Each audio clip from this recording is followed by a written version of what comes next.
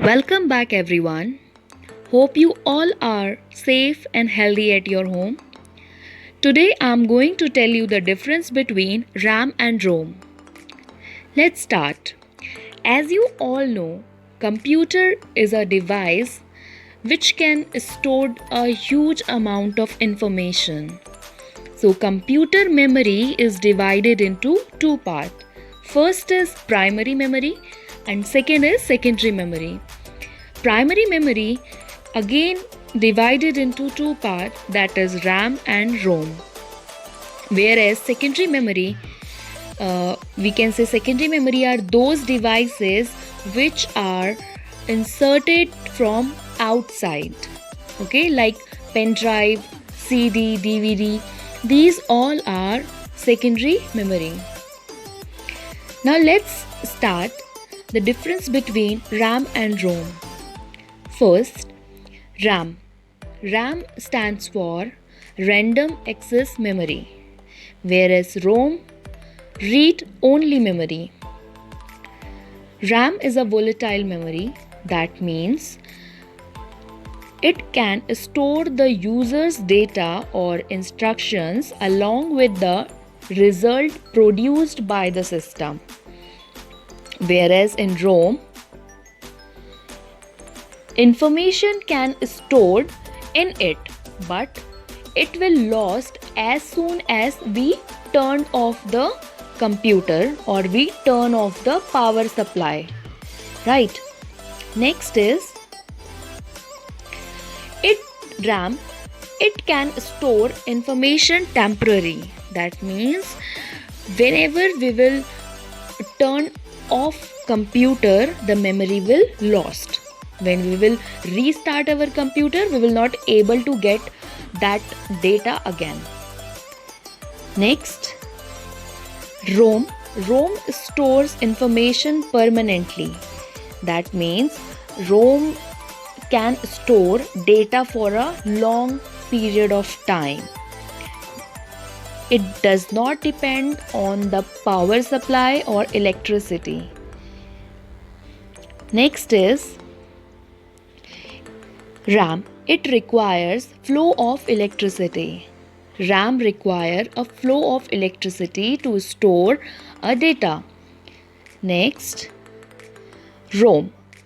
ROM does not require any flow of electricity. ROM does not depend on the flow of electricity. It only depends the data which we are transferring on our ROM. It depends on that only. Next, RAM. Large size with higher capacity. Okay, RAM is a large in size. RAM is a bigger in size as well as higher in capacity. It can store a huge amount of data in it. And ROM is a small in size with less capacity. Next, RAM used for both read and write. Suppose we are saving any data in RAM. So after some period of time, we can open it and we can again read it or edit it, or we can do some change. Okay, that means RAM is used for both read and write, whereas ROM used only for reading. Okay, in ROM, suppose we have saved any file, after some period of time we can only read it. We cannot change any data. RAM is a costlier. That means RAM is very expensive. If we will go to the market, want to buy RAM, it is very expensive. We cannot afford it easily. Whereas in ROM is cheaper than RAM. That means ROM is cheaper. We can afford it, we can buy it easily. RAM very fast but use lot of power. When we store information in RAM, it uses a lot of power, lot of electricity. Whereas in ROM, ROM is fast but uses very little power. That means when we store a data in ROM, it is easily we can transfer the data.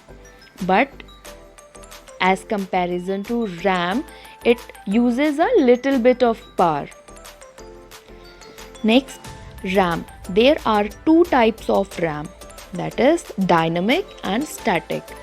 Dynamic stands for DRAM and static stands for SRAM. Whereas in ROM, ROM types include EPROM, EEPROM, PROM and mask ROM. RAM is like a chip of 2GB, 4GB, 8GB, etc. of different companies. Whereas example of ROM